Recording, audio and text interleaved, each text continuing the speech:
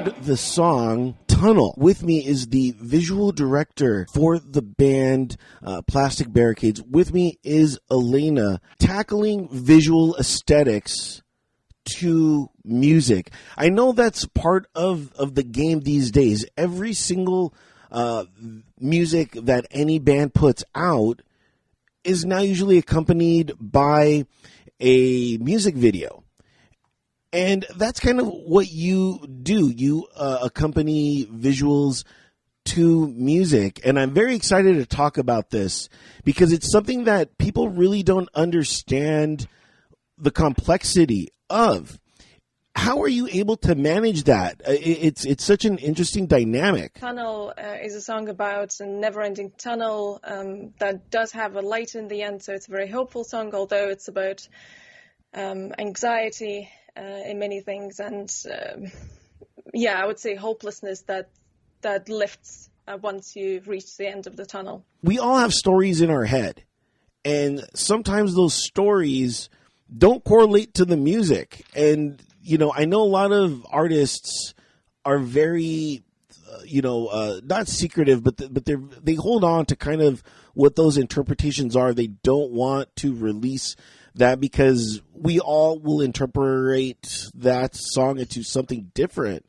And for you now have to interpret what you feel the song is, or are you still trying to encapsulate what the band feels the song is? Oh, it's a very collaborative process, I would say. The band does have very strong feelings about the ideas, and they are very creative themselves and have plenty of ideas. Like this digital microscope has been sitting in my drawer for ages. I got it from eBay for peanuts, and it's been sitting there. But it was Dan's idea to incorporate it into this music video, as well as with Optimist, which I'm sure we'll talk later. Yes, plenty of ideas come from Dan, and I try to translate them from his sometimes ramblings or like visual ideas, or just bits of ideas, and to place them all together and make them real. The process sometimes starts with a test, something cool that looks very nice. Sometimes it happens from a mind map. You take the main word or keywords from the song and you try to find meanings, kind of extra meanings that don't come from the lyrics themselves or from the music, but something else. It's like a melting pot of ideas, and sometimes our ideas are so grand that we can't make them at home. So some bits are just sitting in my notebook waiting for the better times when there are bigger, teams, bigger budgets, or you can get outside and do stuff. It's a very, I feel it's quite organic nowadays within the band. Now, did you start off as a photographer and then work your way up? I always find photography is the gateway, gateway, not for lack of a better term, the gateway drug into the seduction that is video. Because I myself fancy myself as a photographer as well. I go out and I shoot from time to time, just because, I always have that thought of what a moment is. And it's when you capture it visually, just one snap, you understand that one moment. Whereas visually, you're creating a moment, or are you trying to recreate a moment visually in video? I agree. Absolutely agree. Yeah, you build a moment. So I started indeed as a photographer, and I worked in the newspapers. I was a press photographer shooting current affairs and media and music and gigs and on. And then after uni, I started calling myself a visual artist instead of a photographer, because there are different tools, and video is one of the tools, as well as photography, as well as collage and maybe painting. And these are tools to express your vision or your key message that you want to translate. So I just choose a tool that is more, in tune to what I'm trying to say. Sometimes it is photography, sometimes it's photography with heavy Photoshop collaging, or sometimes I just slap things with glue and pieces of paper. When you look at a video, can you separate yourself? And I mean this as far as when I shoot something, or for example, this show that comes out, it's hard for me to pay attention to what's happening because I'm looking at the angles. I'm looking at, did I do this right? Or did I, so, and then, I go back and then I'm not paying attention to the video. I'm paying attention to what I'm saying. And I'm like, did I say that right? Or was I too confusing at that point? Do you do that as well? Or is that kind of just like a me thing? No, I do. I definitely do. Yeah, I went to a film school, so when I watch movies, for example, it's entirely different thought process. I always look at how things are done. Of course, still trying to enjoy things. But yeah, watching our own videos is a bit different because I know exactly how everything was done, if there were emotions involved, if I was shouting across the room for Dan to stop walking because my tripod was shaking, and so on. So little things like that. But I feel every photo and every video, they have a backstory, of course, of how it was made. Yeah, very cool. And you know what? Let us give the band a plug because we are playing music from the band. Thank you guys so much. Plastic Barricades, Self Theories is the album, of course, that we are playing cuts from as far as from there. And then yourself, let me give you a plug as well. I know you're part of the band, and this is the cool thing is that you've been welcomed into a band as another integral part. And tell me about that. Was that a weird thing? You're like, well, the kind of things that you do are kind of by yourself, but now to be a part of a band, that's kind of a, as far as being like the third or fourth member of a band, it's kind of cool. It is very cool, and I wouldn't say that I'm by myself because I've been with Plastic Barricades since the beginning, because Dan and I are school sweethearts. Oh, how cute! I didn't know that. Yeah, okay. Yeah, we've been together forever, so it's very handy to have a Right. creative in a band, and it's very. I love it because I get to hear the songs from their very inception, with the guitar in the bedroom, like just Dan playing ideas, and then sometime later, then they become something real, very tangible. They become a single or an album, and then I get to shoot some cool videos for those songs. So I get to see the whole process, which is something I cherish. And yeah, of course, it's quite interesting to work with your husband because there is always that connection, that emotional connection. Yeah, very cool. And your website is elinapaz.com for anybody else that wants to see more of your work. And as far as that, you do other stuff outside, the band is, of course, like a project, but you do other things. And tell me about those other projects that you work for. Are you more excited because it's something different rather than just, keeping up with Plastic Barricades? And not to say anything against that, but it's just you already know that environment. And to put yourself out there into a different environment is rather reassuring that you kind of do know what you were doing. Thanks. I would say that Plastic Barricades is never boring because there's always new stuff coming out. So that's it's a never-ending process. New singles, new songs come out, and there are always ideas, and there are so many ideas. But speaking of other stuff, I do many things in creative genres. Photography and video.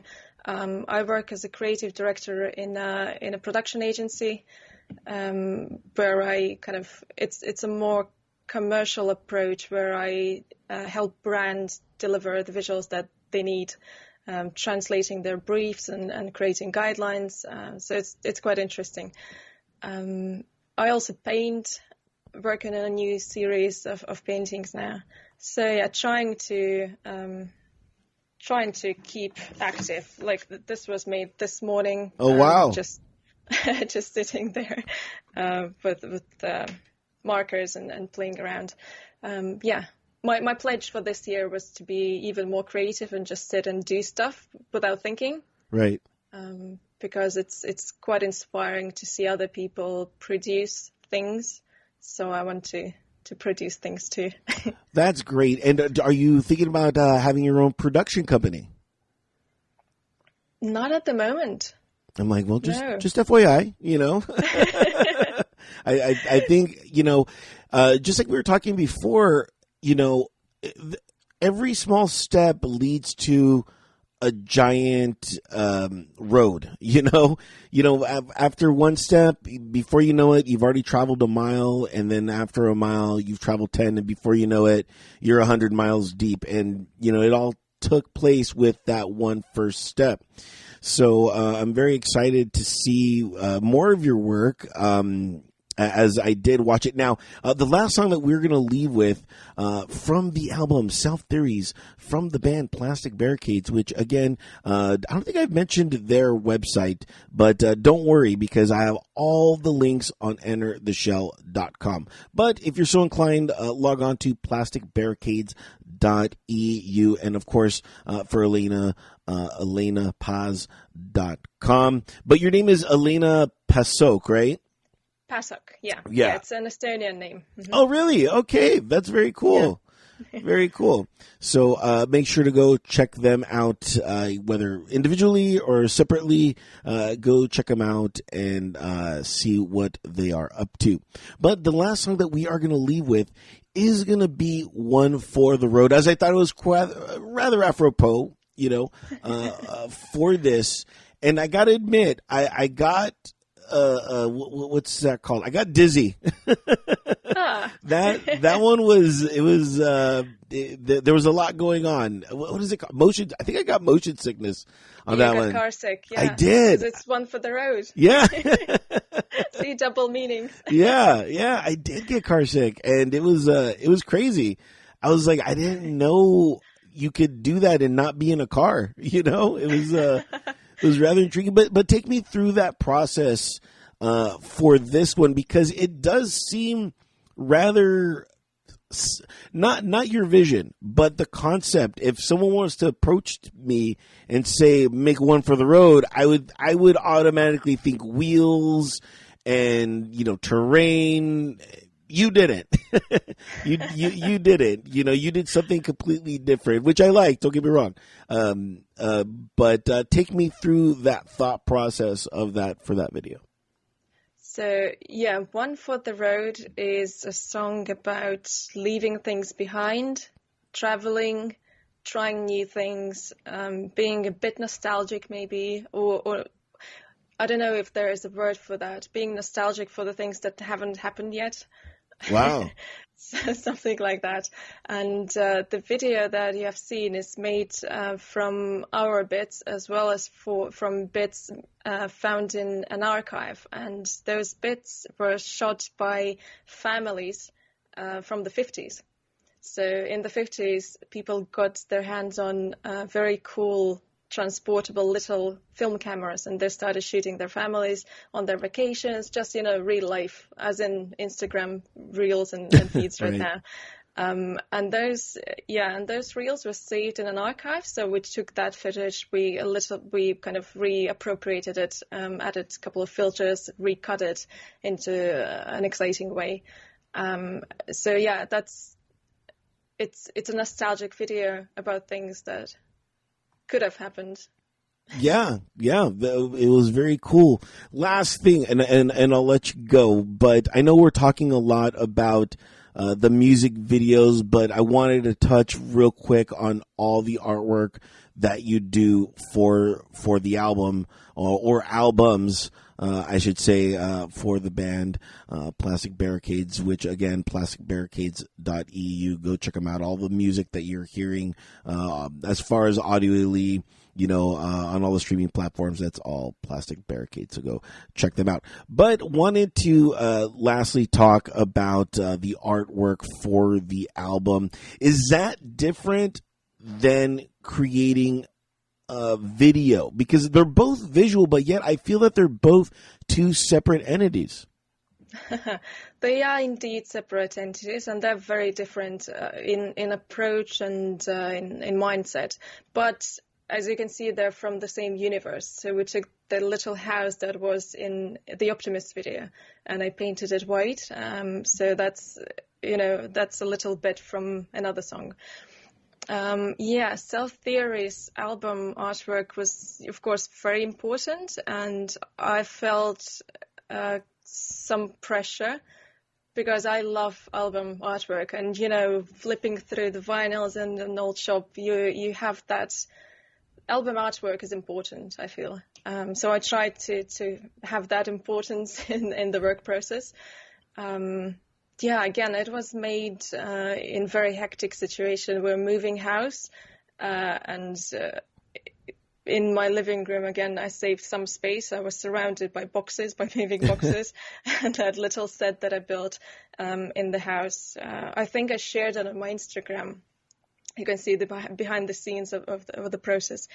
There's a plastic house, there's a mirror, and there's a little guy watching that house. I think it's his house, and he's looking from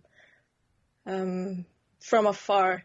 And I would say that if your world is flipping upside down, just step away for a little bit, look at it from a distance, and things may get in perspective.